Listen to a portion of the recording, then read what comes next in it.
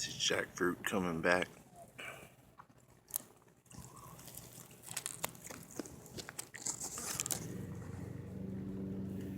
It's good. Good sign. Maybe we'll have some jackfruit. Got the wood nettle coming in, along with I think this is garlic or onion. I think I planted some garlic in here. I hadn't tried growing garlic yet, but I think it might be. Yeah, I'm not sure if it's garlic or onions actually. Just yet. I gotta pull them up later down the road and see what we got. I like letting them go to seed. See what happens. Try to see if I can't get some seeds, some perennial edibles established out here.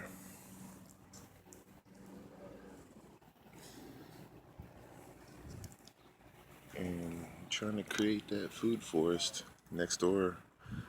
They're starting their food forest. Got mangoes and bananas. I think leche. My Suriname cherry tree. Getting a little leggy here. Make a nice little canopy to walk under here. Just rake this out. I need to put down some. Hadn't seen one of these bugs in a while.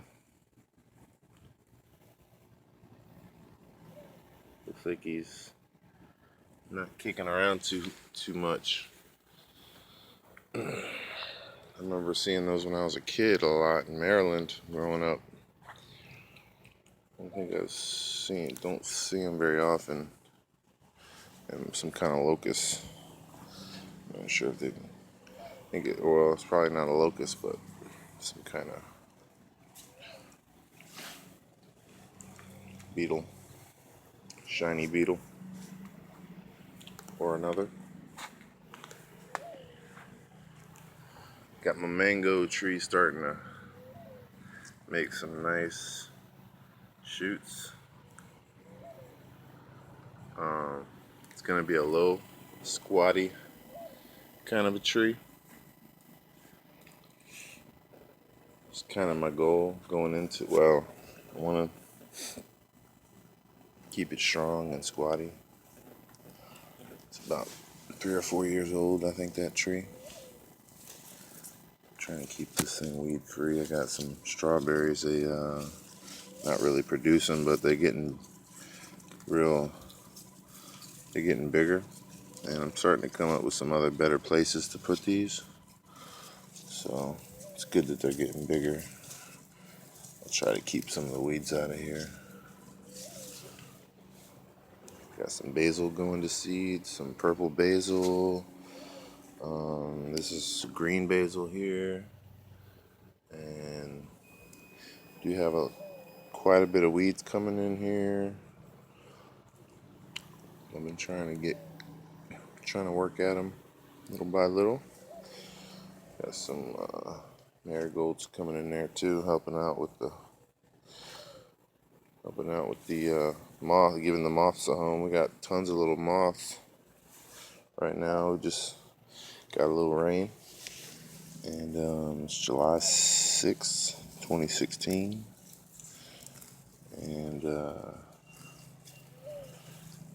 it's a nice day to pull some good weed pulling weather. Just ground's still a little wet. Got some new things are growing right now, and it's not too hot to pull a few weeds. Got Morning Dove over there singing his song, and the arch is still not covered yet. Now, arch will soon be covered in some kind of vine or another, whichever grows up first. Potato vine maybe, or morning glory.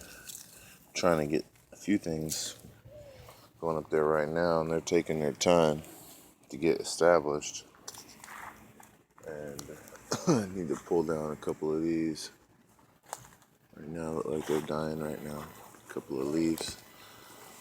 There's my garden man. I kind of,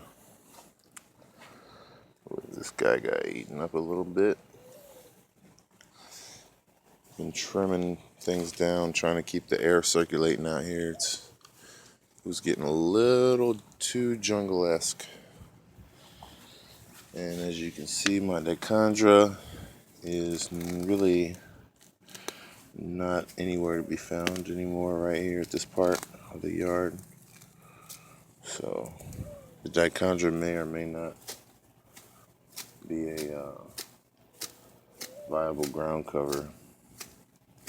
I kind of was getting my hopes up that it would get established and start taking over, but it still might be able to. Just I kind of went out of town and things got out of hand a little bit. I'm gonna go ahead and just pull some of this stuff up because it's coming up real easy right now, and I want to try to get some other things established here before these things start taking too much a hold, because that dichondra will start growing. There probably is some dichondra in here. Little bits and pieces will start coming in once I get a little patch of it going. I was hoping that still might be a chance of me getting it started again. We still got some rain coming. I might need to get some more of those dichondra seed just to give it the old college try. Try to keep, cause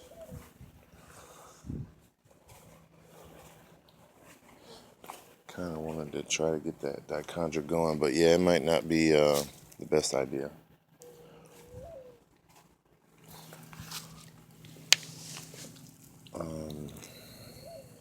So you got little bits and pieces of it right here. There's one little dichondra. Stuff doesn't really seem to grow too fast either. I was hoping it would grow a little faster, but it really took a hit when it got dry. And my soil is slowly improving, but with some of the methods I've been using, chopping and dropping and pouring cactus juice on everything, and trying to keep everything. See, like we got some little bit here. Then we got, I think this is like pineapple weed or something like that. Let me try.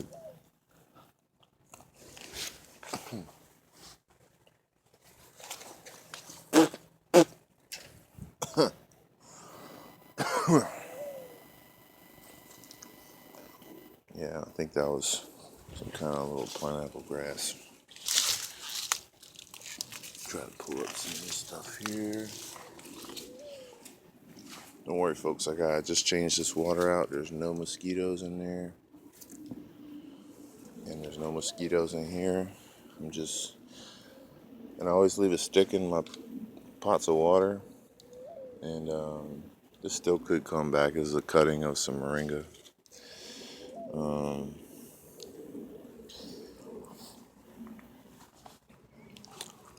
I always leave a stick in there just in case just in case a lizard decides to get a drink of water and falls in. Lizards don't swim too well, so they really appreciate that stick. You don't want to walk up to your bucket of water and find a unfortunate lizard at the bottom of it. Okay, and that is my advice for the day. Rate, comment, subscribe. We got some moringa seeds right now. Moringa is moringa alifera, and stenopetala. Got pods, seeds. If you want any cuttings, come on down in Bradenton, Braden River Lakes. My name is Nick Lyons. You can catch me on Nextdoor app or YouTube. Just write a comment, and I will trade. Be happy to trade for any cuttings or citrus cuttings or grafts, or yeah, most of my citrus are turning into thorn bushes, but they got good rootstocks, and I was thinking like to try my hand at grafting a few better producing varieties on there, because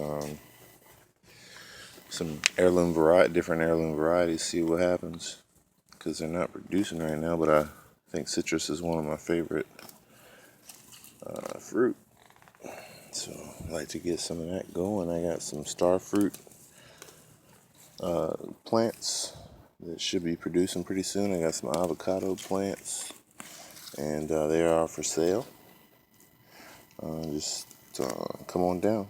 I guess, like you can see, there's a little dichondra right here in the sea of weeds right now.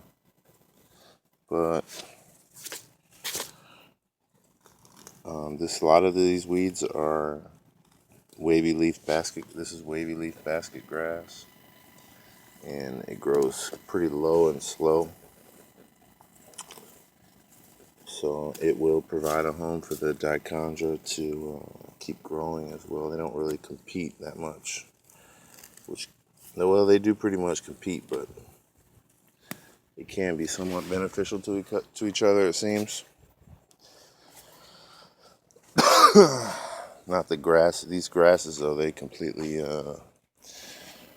will keep the dichondra, keep it from growing. That's why I try to get the grasses up by the seed, by the root, and pull up any little seed heads that come popping up, like this one, and this one, and this one's got a ton of seed heads. I forget what this is. Real common out here in Florida. I think it's actually edible, medicinal, like many weeds.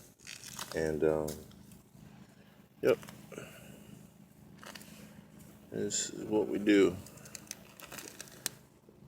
And just get some of these right here, and anytime I always cut my milkweed and stick it in the ground and split them, and that'll give your butterflies plenty of places to land. That one, always, that milkweed it gets a little scraggly and they get a little long. You just gotta cut them and stick them back in the ground somewhere else. And this chicory, I had one fall over earlier, or I actually pulled it out of the ground. Part of the root came out. I stuck it in the ground straight so it wouldn't be wanting to fall over. But I don't really know how to use chicory. I just know that it was supposed to be. I remember hearing a lot of good things about it, and then I forget what it was. When people make tea out of it, they eat the leaves or what, I forget. I think you can throw the leaves in your salad. I saw it's kind of like milky. I guess you'd let the milk come out of it first. But I think it's more of a medicinal thing. I think you'd maybe dry the leaves out, make a tea out of it, or something like that. I'm not too sure. If you know anything about chicory, it's just about to bloom here any day now. It blooms in the morning and then it goes out. I pulled this pineapple plant. Things are looking a little rough out here, so I just trimmed this pandanus. He's looking pretty tight knit. I'm gonna chop and drop a lot of this stuff back here, just to give us a little more breathing room. And I'll stick this in there in that water. That'll break down real quick because this thing is mostly water anyway. Cosmos. And that makes good compost tea for this little dry patch area. Trying to build up the soil a little bit. Let's see, I got this some pretty interesting little plants coming in here. I got some, you never really know what's gonna pop up, but I just pull up some of these grasses out of here and keep some of this basket grass in here, and I see that there is some dichondra underneath the basket grass. So there is still hope for the dichondra, folks. I'm gonna try. I know it's not. They say it's might not be the easiest thing, but there may be some tricks of the trade for getting it. I think once I get it really established and it produces some seeds and starts, and maybe after a year or so, a couple years maybe. I don't know. It seems like a lot of work, but it seems like also it could work real good if once it gets established. So like I have a little bit going in there. It just doesn't really want to just go crazy. It's just not going crazy. I'm not sure. It needs better soil or just more time to get going. But the seed is not really cheap. That's why I haven't really wanted to go out and buy anymore. When I put down the seed at the first time, There was I would suggest, if anyone was putting it down for the first time, I would suggest putting down a good layer of mulch first, and waiting a little while, letting it break down any, and then pulling any weeds that come up. And it doesn't really grow well on top of the mulch, but it's a good idea to make sure you got plenty of seeds down there. And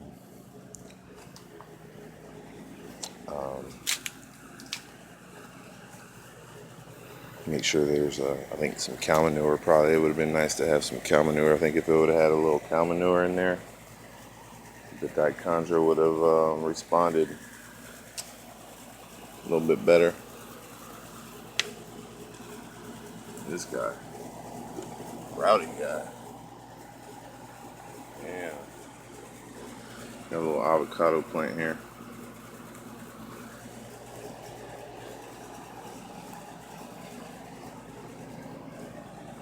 Rowdy old guy.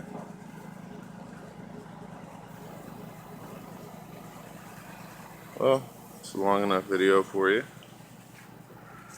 Let's see if I got any other eye candy here for you. Let's see this. Star fruit. See, I trimmed it, I topped it off here. And what do we have now is basically this branch wanting to go. It's just wanting to keep going. Let's go ahead and pull off the tip it. Let's just tip it off right here. Real easy, don't need any tools. While it's easy to do, pull this off. It's raining, so it's growing, so it'll be fine. Not hurting the plant. It's just gonna allow some of these other branches to develop a little further instead of keep getting longer and lankier. And a little watermelon back there. The core of a watermelon. So here's a citrus plant getting looks like getting attacked by beetle, attacked by the some kind of fungus. This is a cutting right here. This moringa. It made a pod, and it was flowering when I planted it, and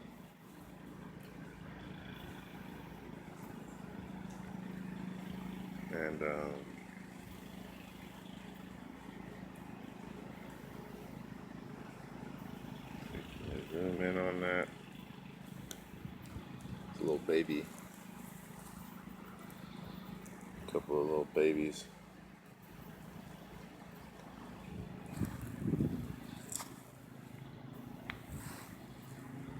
Little baby dragonfly.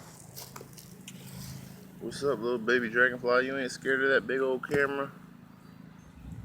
You ain't scared of that big old camera? You gotta get big so I can see you real good. You gotta get big so YouTube can see you.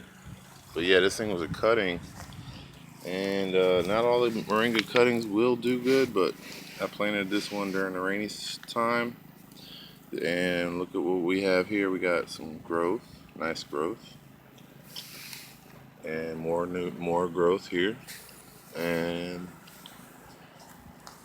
looks like I could actually cut it right here and stick this part in the ground. Maybe just knock this off, cut it at an angle, and stick this part in the ground, and then have another plant and just have a little bush here. And I'm thinking that's the way I'm gonna go. That way, instead of having like a lot of different kinds of material to chop and drop, it will be a lot of moringa to chop and drop. I threw some moringa pods back in there. I got some moringa coming up in a lot of different places, and I've been also trying to I haven't chop and dropped everything. I'd save some of the cuttings and yeah, save the cuttings. Try to make little bonsai moringa trees in case you want to send some in the mail. It would probably be the best way to go, because the seeds don't really. I don't think the seeds last that long. They don't stay viable very long. So mailing it might be better to just send a small plant. I did send some seeds. I know they irradiate. They might irradiate the packages, but the plant would probably hold up better. Just basically a stick would probably do fine. You just cut the stick of a moringa, maybe wrap the bottom in a wet towel, put some tape around it, and that's how I probably would ship it if I had to ship it to someone.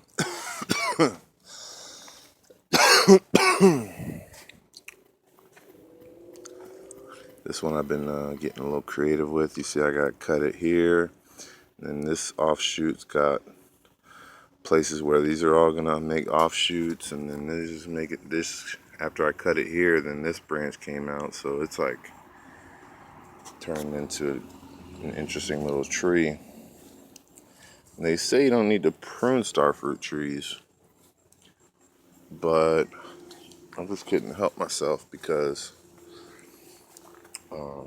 yeah, I need these trees to be where I need them to be, right here. And I don't need them in the path, hanging out in the pathway, or sagging over or blocking this other tree, this orange tree. Is trying to get some fruit ripened on there.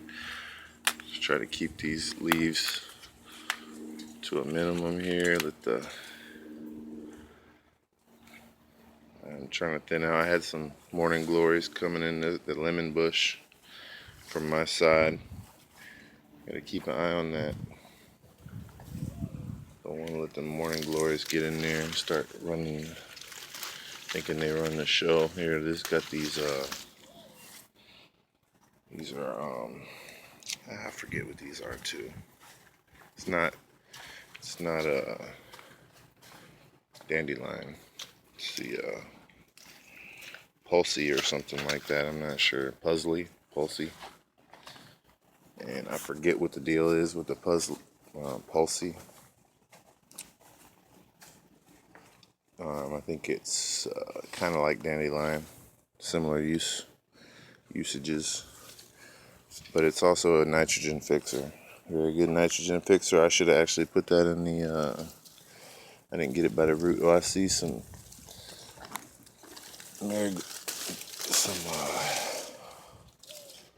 morning glory here. That was going into their plant. I'm just gonna stick that right here for a second. And I think I need to end this video. It's been too long. It's gonna end it. And as you can see, government spraying us with some nice chemtrails. And it's another beautiful day in paradise. Big Nick, over and out.